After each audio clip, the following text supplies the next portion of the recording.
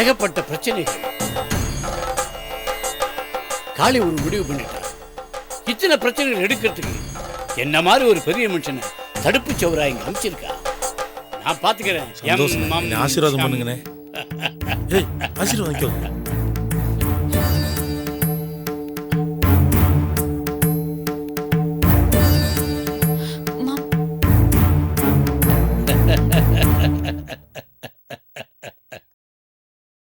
தம்பி, என்ன நீ அண்ணனா அடையறதுக்கு பெரிய பாக்கியம் பண்ணிருக்கணும். அண்ணா பாக்கியம். இந்த வீட்டுல ஏகப்பட்டது இருக்கு. எல்லாத்தையும் ஒண்ணு ஒண்ணா நானே எடுத்துடுறேன். ஆமா ஆமா, எங்க அப்பா இந்த வீட்டுல ஒண்ணு இல்லாம எல்லாத்தையும் எடுத்துருவாரு.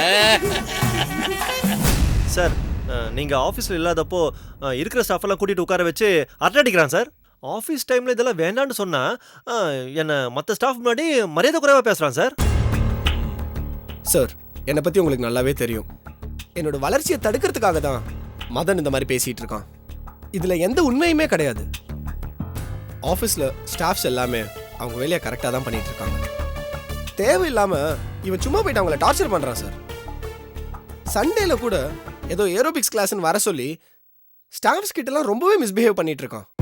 மதன், என்ன இதெல்லாம்? இவன் சொல்ற மாதிரி நம்ம ஸ்டாஃப் கிட்ட நான் எந்த மிஸ்பிஹேவும் பண்ணல. நாம் ஒரு பியூட்டி ப்ராடக்ட் தயாரிக்கிற கம்பெனி. அதுக்கேற்ற மாதிரி நம்ம ஸ்டாஃபை தயார் பண்ணிட்டு இருக்கேன். இவன் சொல்ற மாதிரி நான் எந்த மிஸ்பிஹேவும் பண்ணல. இவன் தான் தேவையில்லாம என் டீம் மெம்பர்ஸ் கிட்ட பாலிடிக்ஸ் கிரியேட் பண்ணிட்டு இருக்கான். ஸ்டாஃப் எல்லாரையும் எனக்கு எதிராக திசை திருப்பிட்டு இருக்கான் சார். மதன், மாறி மாறி நீங்க அவரை குறை சொல்றதும் அவரு உங்களை குறை சொல்றதும் நல்லாவா இருக்கு? அரவிந்த், நீங்க உங்களுக்கு கொடுத்த வேலையில மட்டும் கவனம் செலுத்துங்க, மற்றதெல்லாம் வேண்டாமே. சார், என்னோட ஒர்க்ல நான் சின்சியரா தான் சார் இருக்கேன். ஆனா என்ன வீம்புக்குன்னே டாமினேட் பண்றது இந்த மதன் தான் சார். என்ன மட்டும் இல்ல, நம்ம எல்லா ஸ்டாஃப்ஸுங்களையும் இப்படி தான் சார் பண்றோம். அதுக்கு காரணம் நீங்க மதனை கொடுக்குற இம்பார்ட்டன்ஸ். உண்மையை சொல்லணும்னா மதனோட behaviour worst to the core sir. ஏய், யாரோட பிஹேவியர் சரியில்லை? ஆபீஸ்ல இருக்க பொண்ணுங்க கிட்ட ஜொல்லுட்டு தெரிஞ்சிட்டு இருக்க யாரை பார்த்து? பாத்தீங்களா சார், உங்களுக்கு எதிர்க்க எப்படி பேசுறான்னு? சார், நீங்க இவனை நம்பாதீங்க. இவன் ஆபீஸ் வந்து வேலை பாக்குறதுக்கு இல்ல, இருக்கிற பொண்ணெல்லாம் கரெக்ட் பண்ண தான் வந்துட்டு இருக்கான். மூஞ்சி அமுல் பேப்பர் வச்சுக்கிட்டு பண்றதெல்லாம் கல்லூலி மங்க வேலை. இங்க பாருங்க, உங்க 2 பேருக்கும் தெளிவா சொல்றேன். மதனோட ஒர்க் விஷயத்துல அரவிந்த் நீங்க தலையிடக்கூடாது.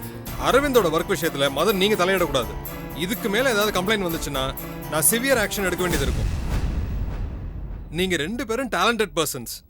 உங்களுக்குள்ள பாலிடிக்ஸ் இல்லாம இருந்தீங்கன்னா நம்ம கம்பெனி டெவலப் ஆகும். அதானே நமக்கு வேணும். சார், நான் பாலிடிக்ஸ் பண்ணல. எனக்கு நம்ம கம்பெனியோட growth தான் முக்கியம். அதுக்காக நான் ஹாலிடேஸ்ல கூட ஒர்க் பண்ணிட்டு இருக்கேன். தெரியும் மதன், இப்ப அது பிரச்சனை இல்ல. உங்க 2 பேருக்கு இடையில உள்ள ஈகோ தான் எனக்கு இப்ப பெரிய ப்ராப்ளம். எனக்கு எந்த ஈகோ இல்ல சார். அப்போ எனக்கு இருக்குன்னு சொல்றியா? அத நான் சொல்லணும்னு அவசியம் இல்ல, எல்லாருக்குமே தெரியுமே. அது எல்லாருக்கும் என்ன தெரியும்? மதன், கொஞ்சம் அமைதியா இருங்க. சார், உங்க எதிரில் என்ன எப்படி பேசுறேன்னு பாருங்க சார். மதன், எல்லாம் நான் பாத்துக்கிட்டு தான் இருக்கேன். கொஞ்ச நேரம் அமைதியா வெளியில இருங்க, நான் அரவிந்த் கிட்ட பேசிட்டு வரேன்.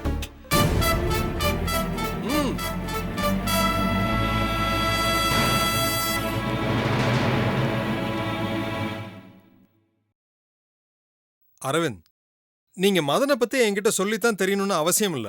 எனக்கு மதனை பத்தி நல்லாவே தெரியும். அதுக்காக நான் உடனே மதன் மேல ஆக்ஷன் எடுக்க முடியாது. அதுக்கு சில காரணங்கள் இருக்கு. நமக்கு நம்ம ஆபீஸ் டெவலப்மெண்ட் தான் ரொம்ப முக்கியம். கொஞ்சம் விட்டு கொடுத்து போங்க, நான் மதன்ட்டு பேசிக்கிறேன். நான் அவனுக்கு விட்டு கொடுத்து தான் சார் போயிட்டு இருக்கேன். ஆனா சார், என் பொறுமையை ரொம்பவே சோதிக்கிறான் சார்.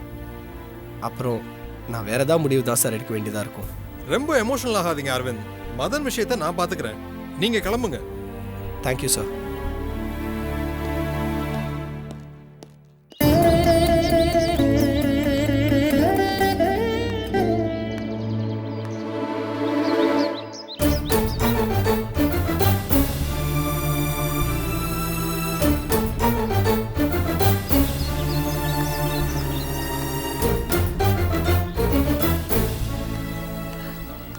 வாங்க சார்.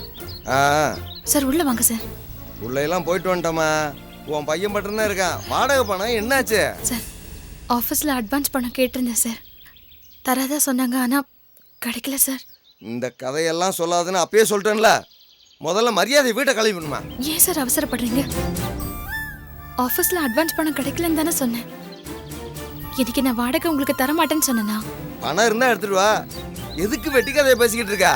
உன்னால எனக்கு டயம் ரொம்ப வேஸ்ட் ஆகுது. சார் நீங்க வீட்டுக்கு போங்க, நான் பணத்தோட வரேன் சார். என்னம்மா விளையாடுறியா? ஏன் இப்படி நம்பிக்கையே இல்லாம பேசுறீங்க? வீட்டுல நகை இருக்கு சார், அதை கொண்டு போய் அடகு வச்சு உங்க பணத்தை கொண்டு வந்து நானே கொடுக்குறேன் சார். அடகு வை, இல்லாட்டி வித்துட்டு போ. அதை பத்தி எனக்கு கவலை இல்லை. எனக்கு பணம் வேணும். நான் வாங்காம போக மாட்டேன். ஹாலில் வெயிட் பண்ணுங்க சார், இந்த நகையை எடுத்துட்டு வந்துடுறேன். நகையை வச்சு அந்த இடத்துல நான் உங்களுக்கு பணத்தை கொடுத்துட்றேன் சார். போதுமா சார்? வாங்க சார்.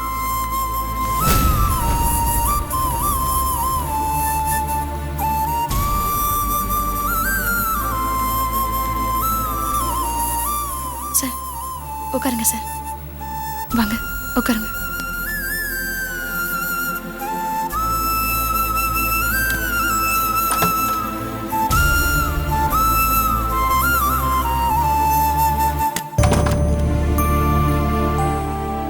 என்ன சாவி போட்டே இருக்கு?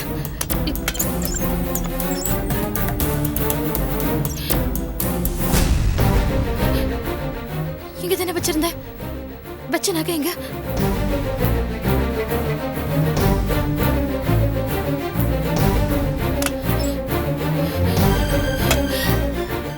இங்க தானே வச்சேன். எங்க போயிருக்கோம்? ஸ்ரீராம், அம்மா இங்க பாரு, வீட்டுக்கு யாராவது வந்தாங்களா? அம்மா நான் ஸ்கூல் விட்டு வரும்போது அப்பா ஏதோ பாக்கெட்ல போட்டுட்டு போனாருமா. அது நகையா தான் இருக்கும். ஐயோ, வாடகை கட்டுறதுக்காக நகையை வச்சிருந்தேன்னா இப்ப நான் ஹவுஸ் ஓனருக்கு என்னடா சொல்லுவேன்? அம்மா அழாதம்மா, அழாதம்மா. ஏமா நகை எடுக்கிறதுக்கு இவ்வளவு நேரமா? சீக்கிரமாமா, நேரம் ஆகுது. வரேன் சார். படம்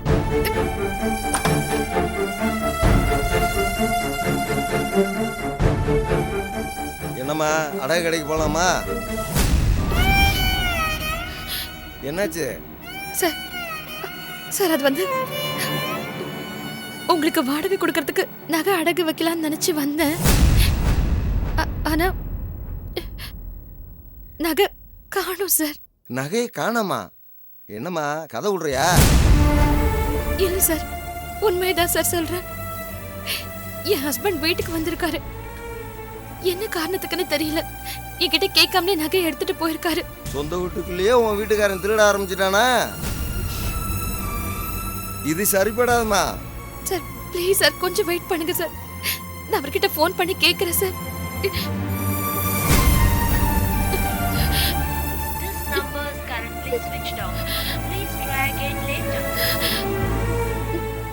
Switched off. என்னம்மா? லைன் கிடைக்கல சார். சார் உங்க பணத்தை நாளைக்கு எப்படியாவது நான் கொடுத்துறேன் சார். உன் வீட்டுக்காரன் ஒரு திருட்டு பைய, குடிகாரன். வாடகை கேட்டு வந்தப்ப என்னையும் அடிக்க வந்தான். இனிமேல் நான் பொறுக்க மாட்டேம்மா. நீ வாடகை கொடுத்தாலும் சரி, கொடுக்கலனாலும் சரி, இனிமேல் உனக்கு இந்த வீட்டில் இடம் கிடையாது. நீ வேற வீட்டை பார்த்துக்க. இல்லைன்னா ஜாமான் சட்டெல்லாம் தூக்கி வெளியே போட்டுருவேன். உனக்கு ஒரு நாள் டைம் தரேன், அவ்வளோதான்.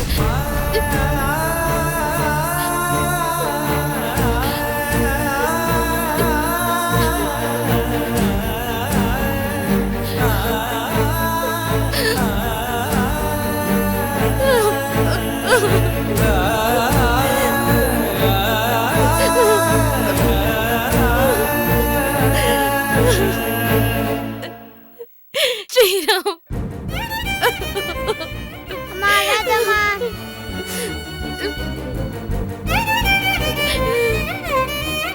அப்பா ஒரு அட்டி போட்டோமா?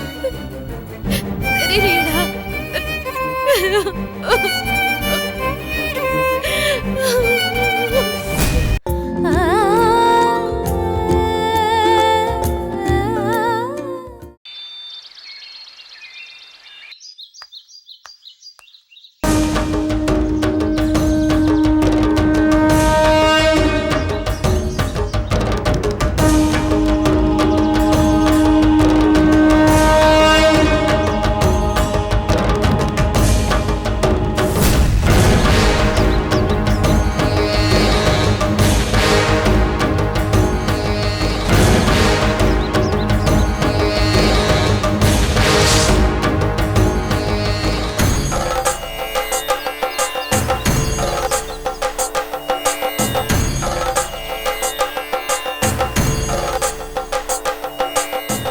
யாழினி பைத்தியம் லட்சம் வீட்டுக்கு வந்து என்னென்னத்தையே பண்ணி வச்சிருக்கான். யாழினி வந்துட்டேன். என்ன இது வீட்டுக்கு வெளியே எல்லாம் தகடு கடலாம் போட்டு வச்சுட்டு ஏதோ மாந்திரிக வீடு மாதிரி இருக்கு. இதெல்லாம் நீ பார்க்க மாட்டியா? பார்க்கறதுக்கு அருவருப்பா இருக்க. எப்போ போறாங்க அந்த சாமியார் வச்சு ஊருக்கு? தெரியல மாமா, எனக்கும் இதெல்லாம் சுத்தமா பிடிக்கலதான். அவங்க முகத்துக்கு நேரம் எப்படி சொல்றதுன்னு தெரியாம தான் நானும் முழிச்சிட்டு இருக்கேன். இல்லையா இல்லை, அவங்க சரி கிடையாது. அவங்கள பார்த்தா சரியான ஆளுங்களா தெரியல. அக்கா ஊர்லேருந்து வந்ததும் உங்கள்கிட்ட எடுத்து சொல்லி அவங்க மூட்டை கட்டுற வழியை பாரு. பார்த்தாலே தெரியுது சரியான ஃப்ராடு பசங்க. யார் அனுப்ப போறீங்க? அவர் யாருன்னு தெரியாம பேசிக்கிட்டு இருக்கீங்க. அப்பா, அவர் உங்க ஒண்ணு விட்ட அண்ணன்னு எனக்கு நல்லா தெரியும். ஆனா கெஸ்டா வந்திருக்காங்க, வந்த இடத்துல எப்படி நடந்துக்கணுங்கிற நாகரிகம் கூட அவங்களுக்கு தெரியலையேப்பா. பாருங்க, வீடு முழுக்க ஏதோ மாந்திரிக பொருள், அப்புறம் தாயத்துன்னு என்னென்னமோ கட்டி வீட்டையே அலங்கோலப்படுத்திட்டாங்க. இதோ பாரு, அலங்கோலம் பண்ணல, அதிர்ஷ்டத்தை கொண்டு வந்துட்டு இருக்காரு. இவரு பெரிய பெரிய கோடீஸ்வரன்ல இருந்து அரசியல்வாதி வரைக்கும் இவரு வீட்டுக்கு வர மாட்டாருன்னு தவம் கிடக்க. அப்படியே தவம் கிடக்கிற வீடை பார்த்து அவங்கள போக சொல்லுங்க. இங்க எதுக்கு வந்தாங்க? கிளம்ப சொல்லுங்க முதல்ல. அவங்க எல்லாம் அந்த வீட்டுக்கு வரணும்னா புண்ணியம் செஞ்சிருக்கணும். ஓ, உறவுகளுடைய அருமை தெரியாம பேசாத. அவர் சின்ன வயசுல இருந்து தூக்கி வளர்த்தவர் தெரியுமா? இத பாருங்க, உங்க பாசத்தை காட்டணும்னா அவங்க எல்லாம் ஊருக்கு கூட்டு போய் உங்க வீட்டுல வச்சு பாசத்தை காட்டுங்க. இங்க வேண்டாம். இந்த வீடு நல்லா இருக்கணும், உங்களுக்கு பிடிச்ச கஷ்ட நஷ்டம் வெளியே போகணுங்கிறதுக்காக தான் இமயமலையில இருந்து அவரை வர வச்சோம். அவர் அருமை புரியாம பேசாத. அவர்லாம் ஒரு பெரிய மகான். இத பாருங்க, வந்தவன் நல்லவனோ இல்ல கெட்டவனோ மகானோ இல்ல மாந்திரிகனோ அதை பத்தி எனக்கு கவலை இல்ல.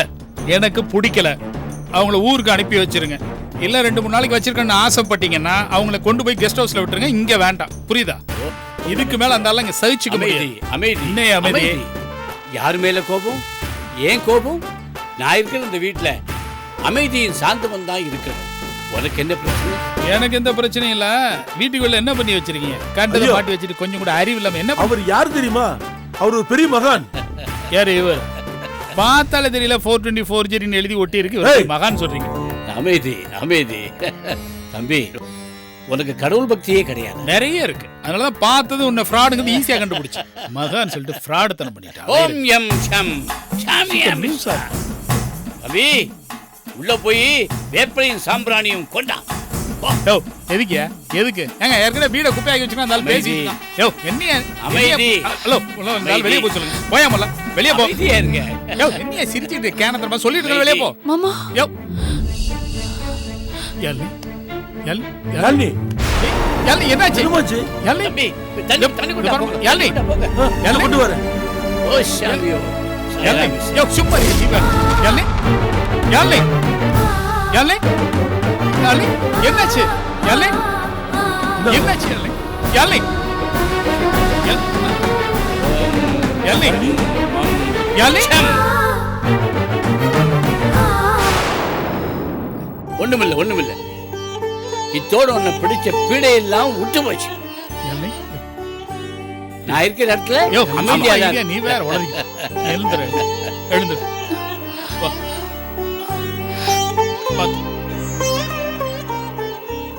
வா, நீ போய் ரெஸ்ட் எடு. நாளைக்கு டாக்டர் வர சொல்லிடுறேன். வா. இத்தனை பிரச்சனைகள் எடுக்கிறதுக்கு என்ன மாதிரி ஒரு பெரிய மனுஷனை தடுப்பு சவரா இங்க அமைச்சிருக்கா.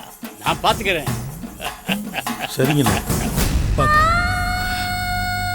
என்ன தலை சுத்துதா? சரி, நீ படுத்துக்க. நான் டாக்டர் ஒன்று வர சொல்றேன்.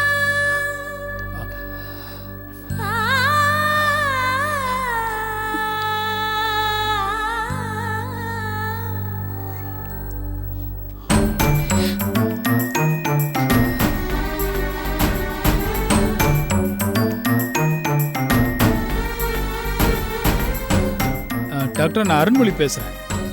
திடீர்னு யாழினிக்கு உடம்பு சரியில்லாம போயிடுச்சு. ஆமா, நீ கொஞ்சம் உடனே வீட்டுக்கு வர முடியுமா? தேங்க்யூ.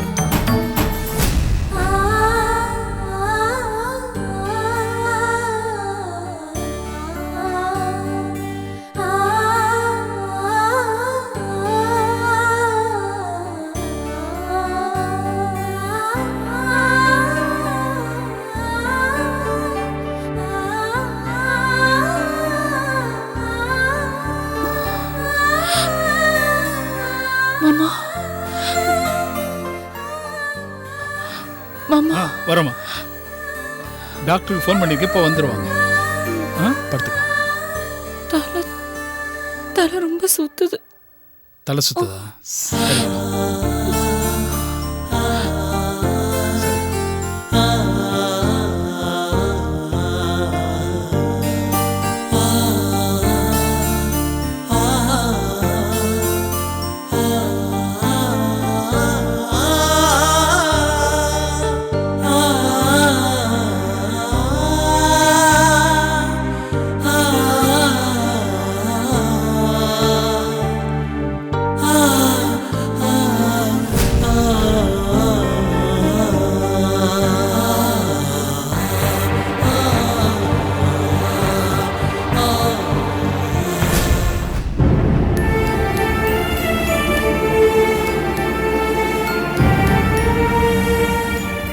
யாழினி, டாக்டர் வந்திருக்காங்க.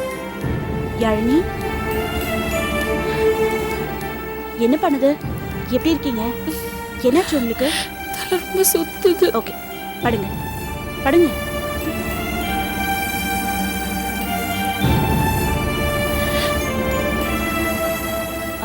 நான் கொஞ்சம் பார்க்குறேன், நீங்க வெளியில இருங்க.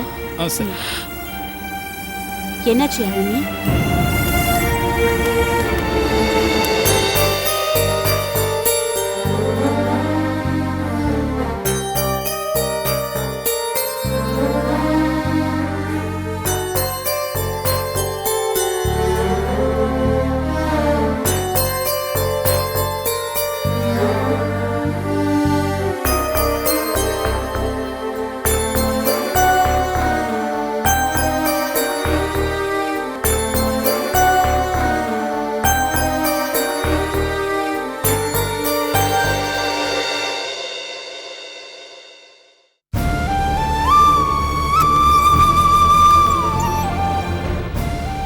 டாக்டர், யாழினிக்கு எப்படி இருக்கு இப்போ? சில டெஸ்ட்டுக்கு சாம்பிள்ஸ்லாம் எடுத்திருக்கேன். என்னன்னு பார்த்துட்டு நான் நாளைக்கு சொல்கிறேன். பயப்படுற அளவுக்கு ஒன்றும் இல்லை. பயப்படுறதுக்குலாம் எதுவும் இல்லை. தேங்க்யூ.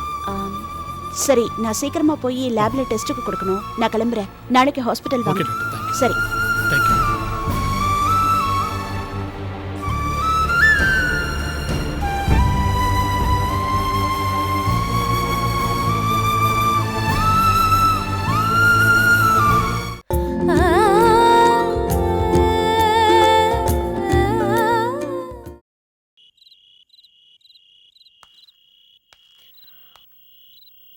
உங்க கேரக்டரே ரொம்ப வித்தியாசமா இருக்கே. அதை விட உங்க பேரு ரொம்ப வித்தியாசமா இருக்கு. ரொம்ப தேங்க்ஸ் தேன்மொழி. என்னோட வாழ்க்கை ரொம்ப வித்தியாசமானதுதான். நான் எதுக்காகவும் யாருக்காகவும் எப்பவும் கலங்கினதே இல்லை. யாருக்கும் பயந்து பதுங்கினதும் இல்லை.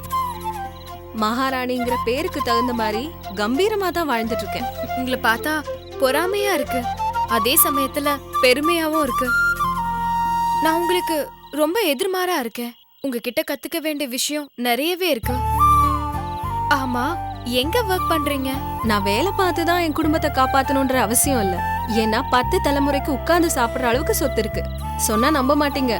விதவிதமா 4 காரு, அப்பப்போ போர் அடிச்சா ஸ்கூட்டி எடுத்து எந்த ஒரு பந்தாவும் இல்லாம சுத்திட்டு இருப்பேன். ஆமா, நான் என்ன வேலை பாக்குறேன்னு தானே கேட்டீங்க? ஆமாங்க. அப்பா பெரிய பிசினஸ் மேன், கோடி கோடியா சம்பாதிக்கிறாரு. இருந்தாலும் அவரோட பிசினஸ்ல நான் தலையிடுறதே இல்ல.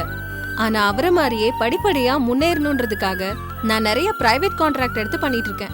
இன்சூரன்ஸ் ஏஜென்சி வரை வச்சிருக்கேன். ப்ராடக்ட் செகண்ட் சேலும் பண்ணிட்டு இருக்கேன். இந்த மாதிரி நிறைய பிசினஸ் பண்ணிட்டு இருக்கேன். நிறைய வருமானமும் வருது. கடவுள் எனக்கு மட்டும் இவ்ளோ பணத்தையும் அளவுக்கு மீறி சந்தோஷத்தையும் எதுக்காக கொடுக்கறாருன்னு தெரியல. ஆனா எனக்கு தெரியும். அப்படியா? எதுக்கு? உங்க நல்ல மனசுக்காக தான். ரியலி? சத்தியமாங்க. நீங்க பல நேரங்கள்ல உண்மையை பேசுறீங்க. எனக்கு உங்களை ரொம்ப பிடிச்சிருக்கு. ரொம்ப தேங்க்ஸ்ங்க. நட்புக்குள்ள தேங்க்ஸ் வேண்டாமே. ஓகேங்க. சரி, என்ன பத்தி நீங்க எல்லாமே கேட்டு தெரிஞ்சுக்கிட்டீங்க. ஆனா உங்களை பத்தி எதுவுமே சொல்லியே. இது வரைக்கும் நீங்க கேட்கவே இல்லைங்களே. இப்போ நீங்க கேக்குறீங்க, அதனால சொல்றேன். நீங்க நல்லா பேசுறீங்க. உங்க கூட சேர்ந்துட்டேன்ல, இப்படி பேசாம இருந்தா நல்லா இருக்காதுல்ல. அப்படி ஒண்ணு இருக்குல்ல. சரி சொல்லுங்க. என் கூட பிறந்தவங்க 2 அக்கா 2 தங்கச்சி. 2 அக்காக்கும் ஒரு தங்கச்சிக்கும் கல்யாணம் ஆயிடுச்சு. தங்கச்சிக்கு கல்யாணம் ஆயிடுச்சா? அப்போ உங்களுக்கு? இன்னும் நான் கல்யாணம் பண்ணிக்கல. ஏன்? எனக்குன்னு சில கடமைகள் எல்லாம் இருக்கு. அப்படி என்ன பெரிய கடமை இருக்கு? நீங்க இப்ப ஃப்ரெண்ட் ஆயிட்டீங்க, இனிமே அடிக்கடி சந்திக்க போறோம். அப்ப தெரிஞ்சுக்கோங்களேன். Okay okay. சரி, எங்க ஒர்க் பண்றீங்க அதையாச்சும் முதல் சொல்லுங்க. இல்லங்க, காய்கறி வியாபாரம் தான் பண்ணிட்டு இருக்கேன். காய்கறி வியாபாரமா? ஆமாங்க, காய்கறி உற்பத்தி ஆகுற இடத்துல இருந்து நேரடியா கொள்முதல் பண்ணி மக்களுக்கு விநியோகம் பண்றேன். ரியலி? ஆமாங்க. இதனால மக்களுக்கு காய்கறியோட விலையெல்லாம் ரொம்ப கம்மியா கொடுக்க முடியுதுங்க. சூப்பர் பிசினஸ்ங்க. எங்க ஏரியாவுக்கும் நீங்க காய்கறி கொண்டு வாங்க, எனக்கு தெரிஞ்சவங்க கிட்ட சொல்லி விடுறேன். கண்டிப்பாங்க. Excuse me. சொல்லுங்க சார். Okay sir. சார் எல்லாம் பக்காவா ரெடி. உடனே வரேன் சார். Okay bye. தேன்மொழி, எனக்கு ஒரு முக்கியமான ஒர்க் இருக்கு, நான் கிளம்புறேன். அப்புறமா மீட் பண்ணலாம்.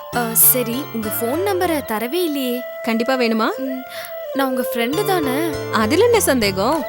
அப்புறம் ஃபோன் நம்பர் வேணும்னு கேட்டா கண்டிப்பா வேணுமான்னு கேக்குறீங்க? சும்மா விளையாட்டுக்கு கேட்டேமா. நோட் பண்ணிக்கோங்க. 8934768540. மிஸ் கால் தரேன். ஓகே, நான் சேவ் பண்ணிக்கிறேன். Bye bye.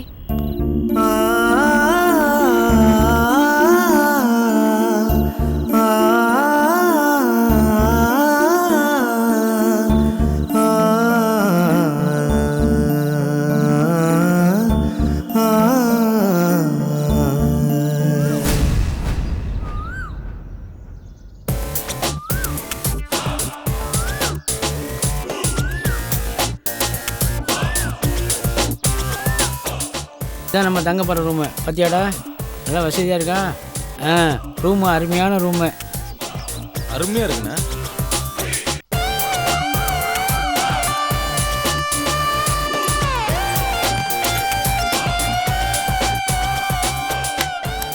வாங்கப்பா, இதான் ரூமு பாருங்க.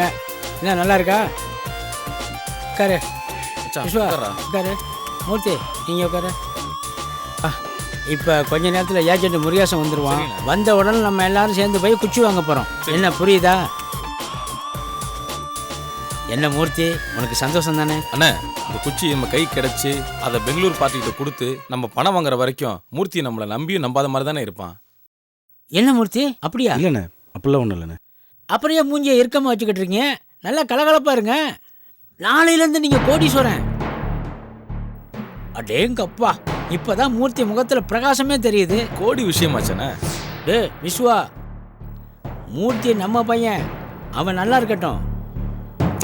ஏஜென்ட் வந்தா உள்ள கூப்பிட்டு உட்கார வச்சு பேசிக்கிட்டு இருங்க. நான் அந்த டவுன் வரைக்கும் போயிட்டு வந்துடுறேன். சரிங்கண்ணே, கொஞ்சம் சீக்கிரம் வந்துருங்கண்ணே. அரை மணி நேரத்தில் வந்துடுவேன். அப்புறம் நீங்கள் சாப்பிட்ணுன்னா பக்கத்தில் நல்ல ஹோட்டல் இருக்குது, அங்கே போய் சாப்பிட்டு வந்துடுங்க. அப்படி இல்லைன்னா டே சங்கரு, நல்ல மட்டன் பிரியாணியாக பார்த்து வாங்கி கொடுத்துருங்க. சரிண்ணே. நீங்கள் சாப்பிட்ருங்க. அண்ணே, மட்டன் பிரியாணி வாங்க பணம்? ஓ டே மூர்த்தி, ஒரு 1000 ரூபா பணம் அவன்கிட்ட கொடுப்பேன். என்கிட்ட பணம் இருக்கு. இருந்த 40 ரூபாய் அப்படியே உங்கள்கிட்ட தானே கொடுத்தேன். ஓ, என்கிட்ட தானே இருக்கு. பழக்க தோசம் பாரு, அதை மறந்தே போயிட்டேன். சரி,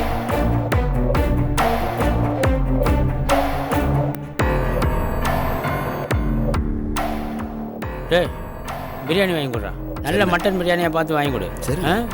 சரி விஸ்வா, பிரியாணி வாங்கிட்டு வந்து கொடுப்பான். சாப்பிட்டுட்டு ரெடியாக இருங்க, நான் ஒரு அரை மணி நேரத்தில் வந்துடுறேன். அண்ணே, பிரியாணிக்கு ஓகேண்ணே. சரக்கு அது வேறையா? நம்ம பயலுவா சரக்கு இல்லாமல் இருக்க மாட்டாங்க. வாங்கி கொடுறான். சரிண்ணே. நல்லதாக வாங்கி கொடு. மாட்டா, வந்துடுறேன். விஸ்வா, 2 பேரும் குளிச்சுட்டு ரெடியாக இருங்க. சரக்கே பிரியாணி வாங்கி வந்துடுறேன். வடை போலாம்.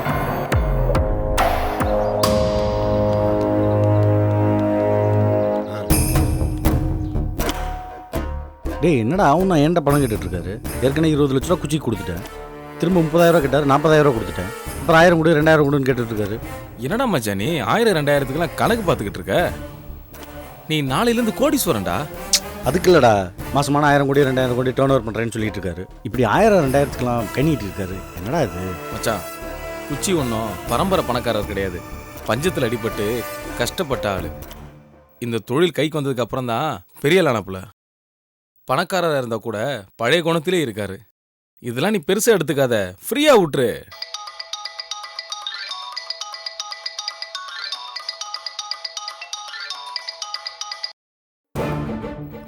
ஃபோனில் யாரா மச்சான்? வேற யாரு? என் பொண்டாட்டி. அப்புறம் ஏன் கட் பண்ண? பேச வேண்டியதானடா? ஏன் மச்சான்? ஏய், அவளுக்கு தெரியாம தாண்டா வீட்டில் இருந்து நகை எடுத்துட்டு வந்துருக்கு. ஃபோன் அட்டன் பண்ணா நகையை பற்றி கேட்பா. தேவையில்லாமல் ஃபோனில் பிரச்சனை பண்ணுவா. விடு மச்சான், இன்னைக்கு குச்சி வந்துடும்டா. நாளைக்கு நீ பல கோடிக்கு அதிபதி. அப்புறம் என்ன, சேலத்தில் இருக்கிற பெரிய கடையை பார்த்து ஒரு 30-40 பவுன் செஞ்சு போய் கொடு. அப்புறம் பிரச்சனை சால்வ் ஆகிடும். நானும் அப்படி தாண்டா நினச்சிக்கிட்டு இருக்கேன். கொஞ்சம் கூட அவள் புரிஞ்சுக்கவே மாட்டேங்கிறா பாரு. அன்னைக்கு பாரு, நீ வீட்டுக்கு வந்தால் எவ்வளோ மனப்படுத்தி பேசினேன். விடு மச்சான், பழசை பேசி என்ன ஆக போகுது? அந்த பணத்தை வாங்கின உடனே அதை தங்கச்சிகிட்ட போய் கொடு. அப்போ என்ன புரிஞ்சுப்பாங்க. உன்னை போய் புரிஞ்சுக்காம பேசிட்டாடா. நீ எனக்கு ஃப்ரெண்டாக கிடச்சதுக்கு நான் ரொம்ப புண்ணியம் பண்ணியிருக்கணும். விடு மச்சான், நட்புக்குள்ள இதெல்லாம் சாதாரண விஷயம்டா. முதல்ல போய் குளிச்சுட்டு வா, நம்ம சாப்பிட்டு கிளம்புவோம்.